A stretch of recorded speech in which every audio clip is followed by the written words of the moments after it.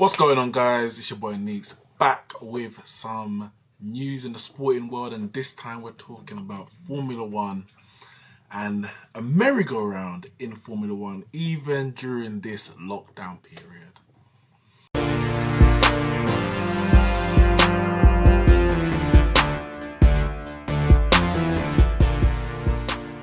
Of course, the news broke earlier this week that Sebastian Vettel is leaving Ferrari. His time at Ferrari is coming to an end. A rather abrupt end, really, when you think about it, in the fact that we haven't had any racing this year. Everything seems to just be going along at a pace ready for the restart, and we get hit with this news that Sebastian Vettel will be leaving Ferrari at the end of this season. I say this season, whenever this season does start. There has been news and talk about a start possibly in June, July, with a few races, a few venues having double headers. But we'll cross that bridge when we get to it. 2021, that is the year when a lot will change. Now, more things were supposed to change with the new regulations regarding cars, engines, emissions, finances in terms of wage cap, etc. All of that was set to come in 2021. But of course, with this COVID-related suspension of the season thus far, they've said, all right, we're going to push it back for one more year. So next season is going to have to carry the same regulations as we've had for the past few years. But that hasn't changed. That hasn't stopped teams from making these changes. And as I said, it was really sparked by Sebastian Vettel calling time on his Ferrari career. And whether it was his sole decision or it was a mutual one between him and the team, I guess that fallout, we'll hear more and more of it as time goes by. But I don't think anyone can really be surprised. His time at Ferrari has not been a success. It's been okay, but on the back of a four-time champion with Red Bull, 4 years consecutively, to go to Ferrari, the #1 team in F1, and not to win one championship, it cannot be deemed a success. He went there hoping to bring Ferrari back to their mighty best, and he's done. He hasn't done that at all, and it's really resulted in the last 2 years being the most disappointing of his time. The season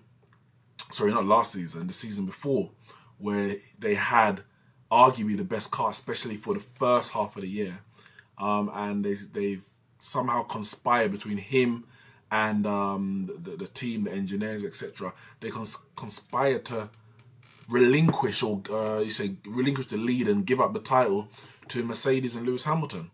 Last season, obviously had a new teammate in Charles Leclerc, and I have to say, Charles Leclerc outperformed him on multiple occasions, and there was so much. There was infighting, there was collisions, there was so much that happened that you just knew that this cannot last.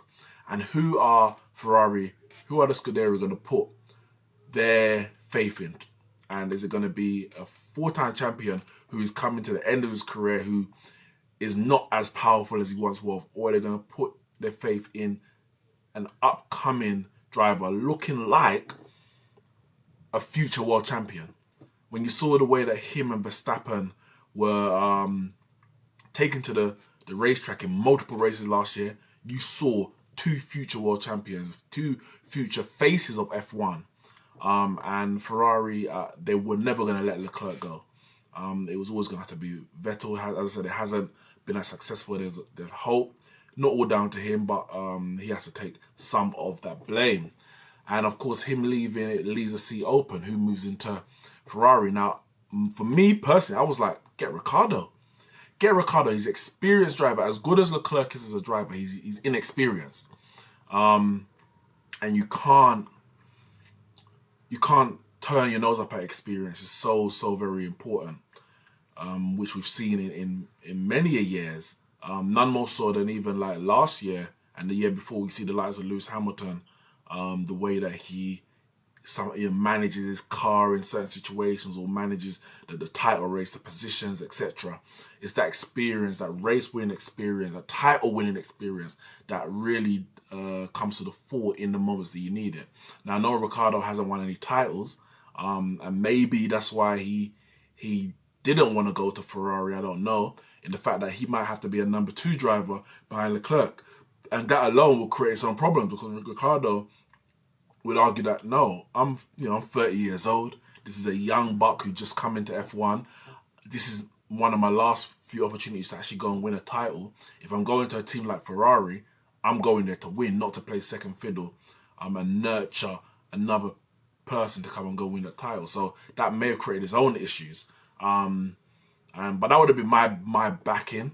A good, fast, experienced driver to complement the inexperienced, raw talent of Leclerc. As it is, they went for Carlos Sainz, and it shocked me. I'm not going to lie, this shocked me. And it shocked a few people that I've spoken to. I understand, but it's very risky because I feel that both Sainz and Leclerc are raw. They haven't proven anything. Ferrari is the biggest team in F1. You've got now 2 unproven drivers in your ranks. I mean, maybe they said, you know what, wipe slate clean and kind of start afresh. Maybe that's what they're doing because, as I said, what they've been doing the last few years hasn't worked. But it's a massive risk. None of them have proved that they can win a championship. Are Ferrari going to win a championship? Are they trying to win a championship in the near future, or are they planning for the longer term?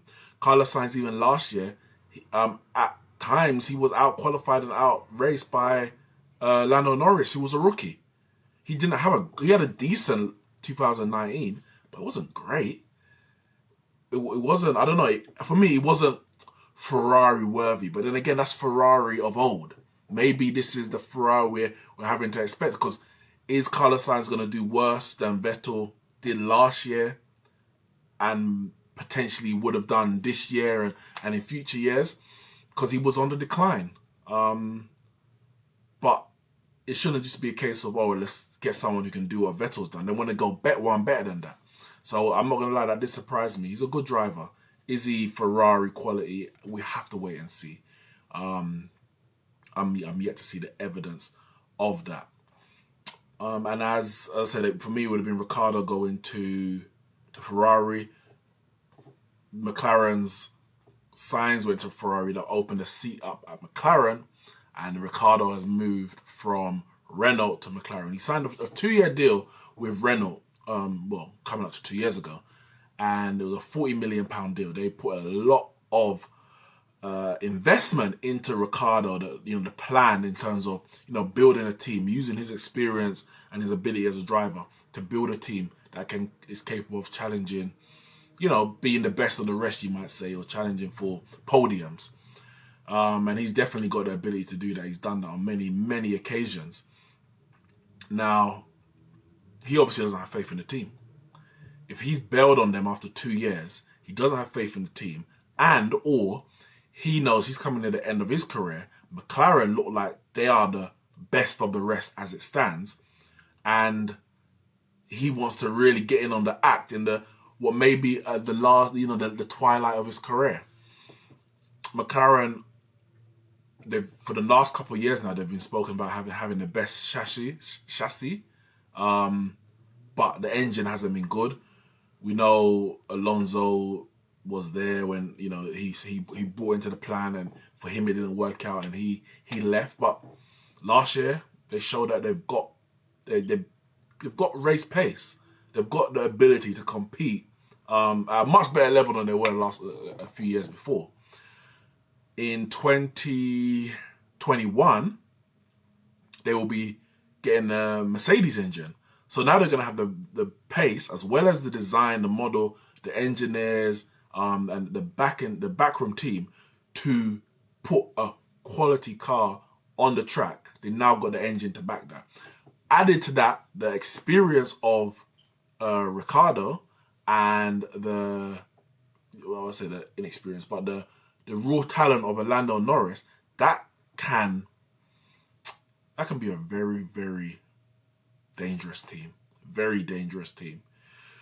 And I think a strong McLaren will do good for F1. I think we all want to see a strong McLaren. Lando Norris and Daniel Ricciardo, I think their personalities are very similar.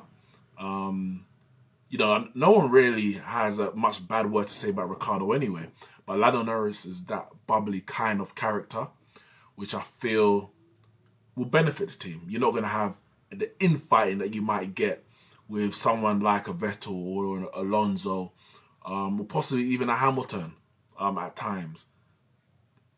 You know, those people are winners, to be fair. So maybe with that winning mentality comes a bit of infighting, etc. Because they're so determined to win, they're going to do what they need to win. But I think the personalities of Ricciardo and Norris will make for such a happy and fun environment for the whole of McLaren as they're building a quality car to put on the track. So I'm very, very intrigued and excited to see what McLaren can deliver. Ferrari, 50-50, and I'm just not sure. I'm just not sure about whether these two drivers are ready to lead the number one team. When I say number one, the biggest team in F1. Of course, we know the number one team right now is Mercedes with Lewis Hamilton. But can I see Leclerc and Sainz challenging for that title in the next couple of years? If I'm honest, no. I saw a lot of inexperience from Leclerc last year in certain races, at certain moments. Is he going to be ready in the next couple of years? No, I would back a Verstappen even at Red Bull ahead of Leclerc at Ferrari right now. So it'll be interesting. 2021 is the year. Of course, we hope that we can get some races this year. As I said, it looks like they might be doing some back-to-back races, 2 at Silverstone, 2 at Austria to fill the calendar, as opposed to just having a truncated season. It's probably going to be truncated anyway. I don't think every circuit is going to be able to double up. And there may be, I don't know if there's other there's probably going to be a deadline to when they want to finish the season as well. We're going to have to wait and see. But whether or not we get any racing in 2020, the driver lineup for 2021 is already looking exciting. What's going to happen with Vettel? Does he take a break from F1? I can't see him going to Renault to fill that seat that Ricciardo's vacated, but maybe we could see the return of Fernando Alonso, who of course won 2 championships with Renault back in the mid-2000s, it was 2005. Let me know in the comments below, guys, what happens next with Vettel? Are these moves that have been made, Sainz, Ricciardo, are these what you expected? Is that what you wanted to see? Or what would you have preferred which drivers would you have preferred to move to these respective teams? Drop your comment below, hit the like button, subscribe to the channel, and I'll see you guys soon.